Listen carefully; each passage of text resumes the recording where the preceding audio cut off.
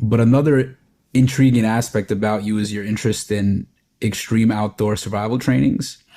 And you mentioned doing a 7 day, no food, minimal equipment, advanced winter survival scenario, and 11 day Arctic survival expedition in the forests of Sweden in daytime temperatures of negative 24 degrees Celsius. Can you speak about how you got into extreme outdoor survival and how these experiences have impacted you? Yeah, well, yeah, those were quite some adventures. I got into it, I think, because I recognized a deficiency in my understanding of, well, let's just say that area. Of course, I grew up in a rural place, so I was by no means an urban person, particularly.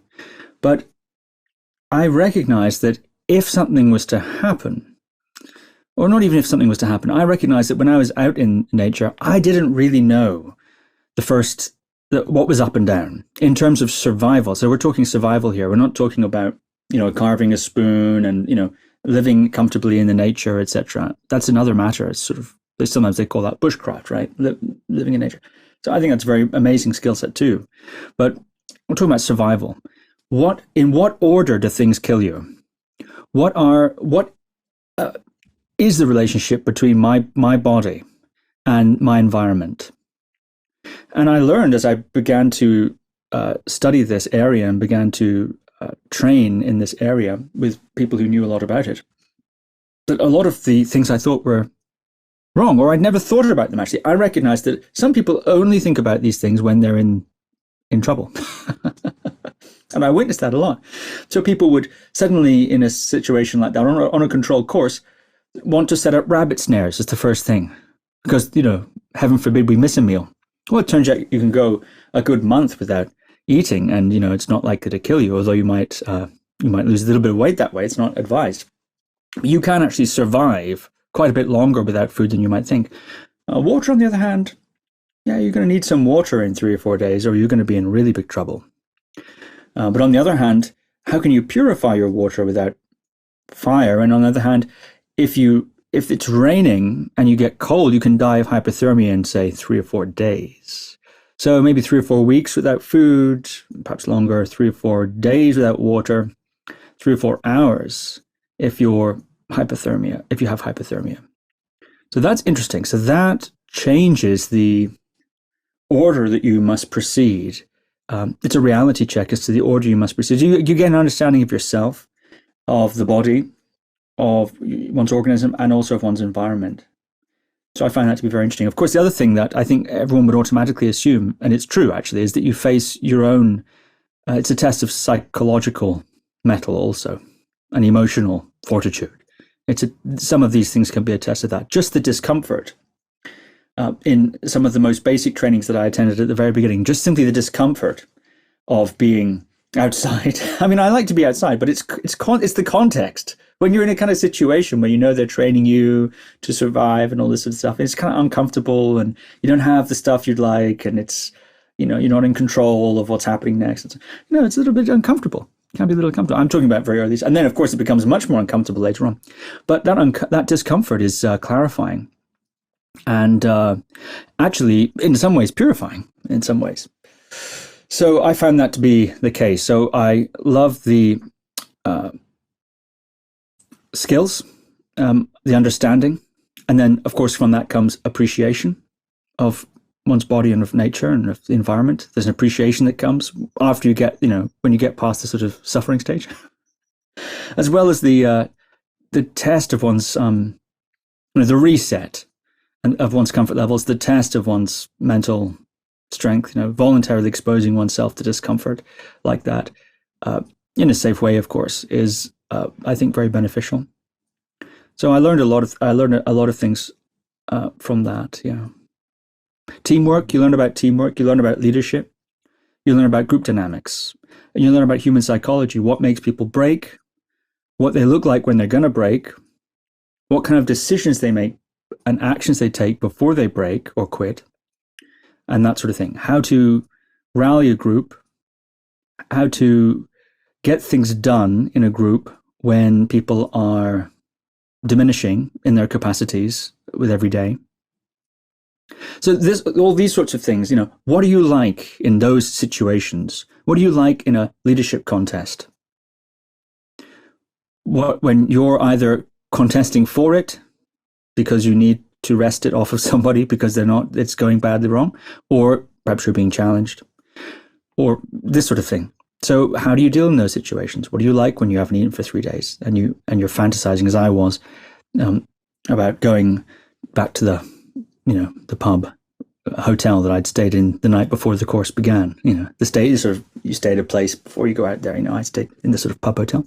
I was fantasizing about going back as I was collecting firewood through day 3. I was collecting firewood and just thinking about exactly what I would do. And I imagined going back to that pub. I would quit and go back to that pub and stay in that pub hotel. And I would not be able to tell anyone, of course, that I'd done that. And I'd have to just hide out there for a few days, and I could just cuddle under the covers and be all nice and comfortable. Of course, I could never come back to these people again who were training me. I'd have to be persona non grata there. I could never show my face. The shame would be unbearable and so on. Sort of imagine it. And I basically went to the pub. In every part of me went to that pub hotel, except my physical body, which didn't, of course, go. That sort of thing. It's great fun to explore those kinds of, explore maybe is the wrong word, to endure those kinds of limits of oneself. Yeah, to just see what your mind does, or how it changes, how your consciousness changes. I've never done like the extreme survival stuff, but I did not too long ago. I did a 5-day fast, and and my mind was just, I was somehow on YouTube watching food videos. I have no clue how it just automatically happened. And I do like the cold exposure stuff, like 20-minute ice baths, and that stuff is, it does something to me. Like, it really opens my heart up, and it takes my mind somewhere else, and it makes me really grateful. And right now I'm in New York, so it's getting cold. So I usually do this stuff when it gets colder, because otherwise the ice melts really quick, and so I'm about to start the season up, the sauna ice bath season. So it's definitely, it's interesting to see what happens with the mind when you put yourself through these type of things, whether it's cold, whether it's food deprivation, and just being disoriented, being lost, being somewhere in the wilderness. And I'm curious if you ever read this book. It's called Deep Survival. Yes, I have. Yeah, by Lawrence Gonzalez. And I think one of the things that he speaks about there is how a big part of survival is about like beginner's mind.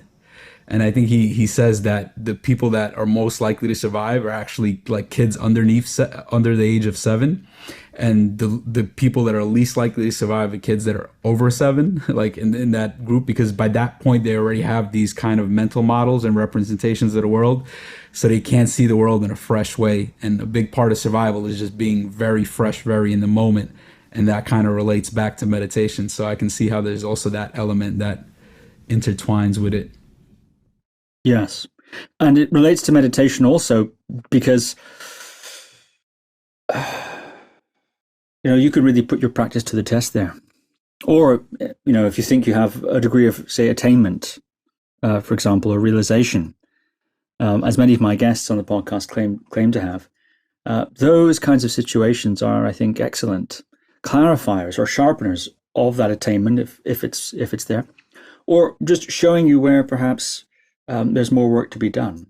Or if you're a practitioner in general, just to place oneself in that kind of a context, it's very good for the practice. A lot of my teachers have, several of my teachers have emphasized that kind of training. I mean, not going out and doing those exact courses, but kind of training where one sits in meditation longer maybe than is comfortable, or this sort of thing.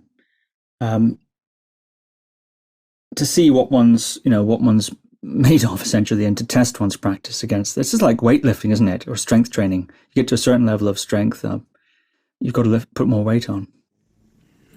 Yeah. So are there any other extreme survival journeys that you're planning for the future? Is there any specific programs or things that you want to do? Perhaps I'll quote one of my teachers, actually. I'll answer that question, but perhaps I'll quote one of my teachers, Shinzen Young. It's been my main meditation teacher for the last sort of 10 years or more. And he says, if you don't go to the monastery will come to you. And maybe the monastery will come to you even if you do go, which means it's to do with voluntarily exposing oneself to, what's inside, or, to suffering, to hardship. And then when it comes to you, because we don't ever wish it to come to you, do you? I mean, it's okay, one thing to go there and experience it, but I, for instance, I don't mind going on these sorts of experiences and courses, but I would hate to be in an actual survival situation. I would not want that to happen, a real one, But if it did, I'd say, well, I've been here before. And of course, the chances of me getting into a physical survival situation that are extremely low. But what about the chances of me entering the same degree of suffering or discomfort that I experienced there? I'd say pretty high, if not inevitable. Illness, impending death, difficulty in life, stress, disappointment, failure, persecution, whatever, et cetera, et cetera. All sorts of things can happen, can't they? And we experience this, there's no news to anybody. Those things. So to have gone to some of those places with one's practice, it's good. And when it comes, you're like, oh yeah, I've been here before. I know that I have some experience. I know some of the landmarks here of myself. What am I doing? Well, actually, I wanted to go to do some deep jungle survival. I have not done that before. There's a place in Guyana that does that. An ex-British military guy runs a course down there in Guyana for deep jungle survival. I think it's a 2-week thing. I'd really like to do that. I was planning to do it, but then, pandemic came and all that sort of thing, and such trips were not possible. But that's something I'd very much like to do, deep jungle. I'd also quite like to do desert. Those are the 3 extreme environments: desert, jungle, and Arctic. Of course, I've done Arctic, and I would, of course, like to return to the Arctic. I fell in love with the Arctic and the cold and the snow and the whole dynamic of that place. So I'd be very keen to return there. Yes, more of any of it, really. I'll sign up. Yeah, I think I'd be down for the Arctic. I don't know about the jungle with all the mosquitoes, or like the desert. That somehow I kind of fell in love with the cold, so it somehow the Arctic sounds more appealing. But I can imagine there's a lot of suffering to go around in either of those 3 scenarios. Yeah, there's a lot of suffering, yeah, and there's a lot of beauty as well. A lot of beauty, a lot of appreciation. It's not all horrible. I mean, it's wonderful too. There are many things that are wonderful about it, but at times there are low points. There will be low points. There will be psychologically challenging parts. That's the case. So it's the case with almost anything worth doing.